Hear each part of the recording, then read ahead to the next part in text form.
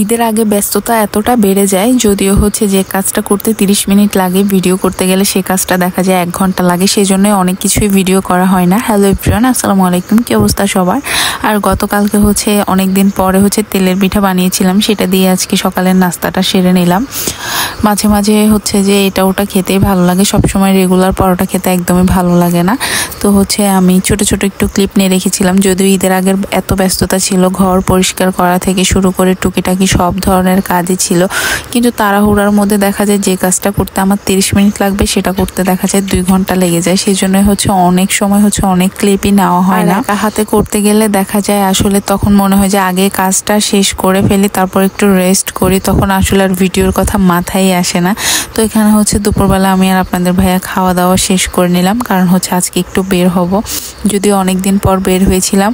আমার তো 1 সপ্তাহ বাসায় থাকলে মনে হয় যে 1 কোটি বছর পর বাসা থেকে বের হয়েছি, যদিও সেটা কাজে বের হয়েছি। আর মাশাআল্লাহ দেখতে কি সুন্দর লাগতেছে, একদম চারপাশে সবুজ, এরকম গ্রামীণ পরিবেশ দেখতে কার কার ভালো লাগে অবশ্যই জানাবা। আর তোমাদের ভাইয়ার অবস্থা দেখো, সবসময় আমাকে ফেলে হচ্ছে সে আগে আগে চলে যাবে, এটা তার একটা অভ্যাস। কারণ বুঝি না, এলাকা দিয়ে নিজের বউ নিয়ে হাঁটবে, তারপরে হচ্ছে আমাকে একা একা ফেলে চলে যাবে, সবসময় বরাবর এটাই করে। আর এলাকায় যখনই আমরা হচ্ছে বের হই, যখনই কোথাও যাওয়ার সময় বের হই, বললো এরা ওটা হড় দে, ওর বাড়ি দে না, বেড়াইতে দে না, এই জিনিসগুলো যে টক্সিক ব্যাপারগুলো যে কি পরিমাণ বিরক্তিকর।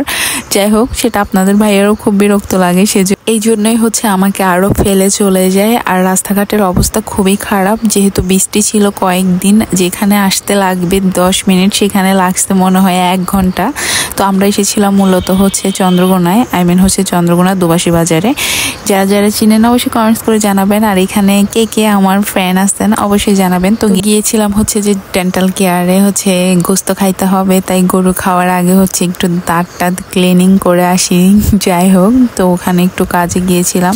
আর যেখানেই যাই না কেন সেখানেই হচ্ছে অনেকক্ষণ ওয়েট করতে হয়, এটাই সবচেয়ে বেশি বিরক্তিকর। কারণ যে কোনো কাজেই যাই না কেন সেখানে আগে হচ্ছে বসে থাকতে হবে, যদি আমাদের পরিচিত ছিল তারপরও হচ্ছে একটু বসে থাকতে হয়েছিল। দেন হচ্ছে এখান থেকে বের হয়ে আমরা একটু খাওয়া দাওয়া করে নিলাম। এখন ধরেন হচ্ছে আমরা একটা কাজে গিয়েছিলাম বা সেখান থেকে কাজ সেরে হচ্ছে একটু খাওয়া দাওয়া করলাম। এখন আমি যদি একটা ছবি পোস্ট বা একটা স্টোরি দিই, দেন একটা ভিডিও দিই, একদল পাবলিক আছে বসে শুধু ধরেই নিবে যে কি আপনারা রেস্টুরেন্টে খেতে যান প্রত্যেক দিন, এখানে যান ওখানে যান, প্রতিদিন ঘুরে, মানে মানুষের কথা আর শেষ নাই। দেখা যায় যে একটা কাজে গেলাম, হচ্ছে আমি যেহেতু ব্লগ বানাই, তো সেক্ষেত্রে হচ্ছে টুকিটাকি লাইফ স্টাইলের ভিডিও নেওয়াই হয়। সেক্ষেত্রে এমন না যে ভাই সারাদিন আমরা শুধু ভিডিও বানাই, আমাদের কি আর কাজকর্ম নাই? সংসার সামলানোর পর সব কিছু সবার মন অনুযায়ী চলার পরই হচ্ছে দৈনিক যে সময়টা পাই সেটাতে হচ্ছে ব্লগিং করি। তো তারপর হচ্ছে বাসায় এসে আবার রান্না করলাম। দুপুরে তো দেখছেনই জাতীয় মাছ রান্না করেছিলাম, তো রাতে এসে হচ্ছে আবার মুরগি রান্না করলাম। এর মাঝে কিন্তু আমি আবার মাছ মাংস বাজার থেকে এনে সেগুলো পরিষ্কার করে কেটে কুটে গুছিয়ে রাখছি, তো সবকিছু ভিডিও করা আসলে পসিবল হয়নি।